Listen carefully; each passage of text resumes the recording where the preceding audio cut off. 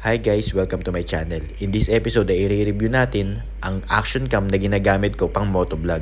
Ito ang DJI Osmo Action 3 Adventure Pack. Nabili ko nga pala to ng second hand sa marketplace.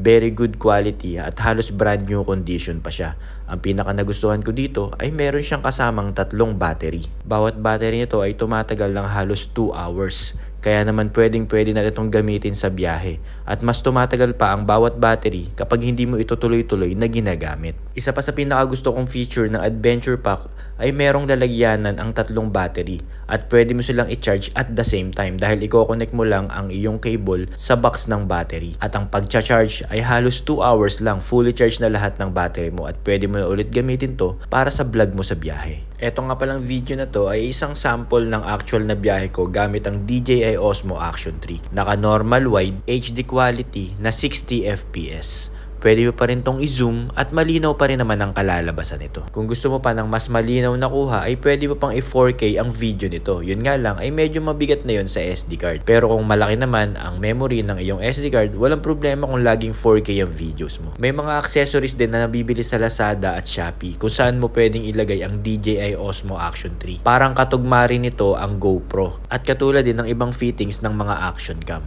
Pwede mo tong ilagay sa helmet, pwedeng body strap, at pwede rin naman sa may motorsiklo sa may manibela mismo. Para naman makuha mo yung mga videos at pictures na na-record mo sa iyong action cam, ay kailangan mong mag-download ng DJI Mimo app. Kung ang phone mo ay Android, pumunta ka lang sa Play Store at search mo lang ang DJI Mimo app. Para naman sa naka-iOS or iPhone, ay pumunta ka lang sa Apple Store. Free lang ang download ng DJI Mimo app. I-connect mo lang ito sa iyong action cam at pwede mo nang piliin kung anong mga videos ang i-export mo para ready na for editing. Sobrang dali at sobrang bilis lang ng transfer at napaka-user friendly pa nito. Ang DJI Osmo Action 3 ay waterproof. Gamit ang case, basta hindi ka dapat lalagpas ng more than 11 meters na lalim kapag sumisid ka. Pwede rin tong gamitin sa winter, pero hindi dapat mas lalamig pa sa negative 10 degrees. Kapag bumili ka ng DJI Osmo Action 3 na Adventure Pack, ito yung mga list ng accessories na kasama. Stand magnet holder, waterproof case, battery holder, 3 batteries,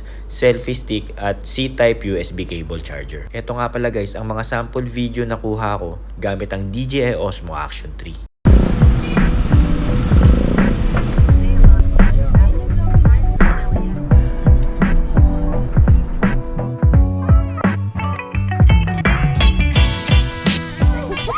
Ito nga pala yung kuha niya kapag madilim na. At ito naman yung paborito kong kuha mula sa sa aeroplano. So paano guys? Lipad muna ako hanggang sa susunod na biyahe. If you have some comments or suggestion, just leave it at the comment section.